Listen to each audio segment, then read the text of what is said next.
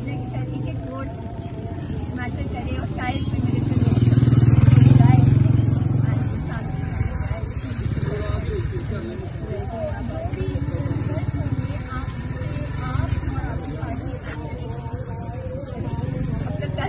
खड़े हैं या फिर हम जितना भी गलत हो हमें पता भी है राइट बात हर तरीके से चाहे वो हो चाहे वो पॉलिटिक्सली हो what's right by the people by the country bye सब जवाब देना है। अच्छा, एक लास्ट चीज़ मुझे पूछनी है आपसे कि आपको क्या लगता है कि जो वोटर्स यहाँ पे आ रहे हैं क्या उनकी जो तादाद है उसको बढ़ाना होगा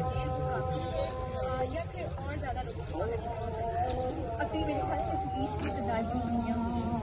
ज़्यादा है अंदर, मतलब लग रहा है कि सिर्फ पुलिस स्टेशन है।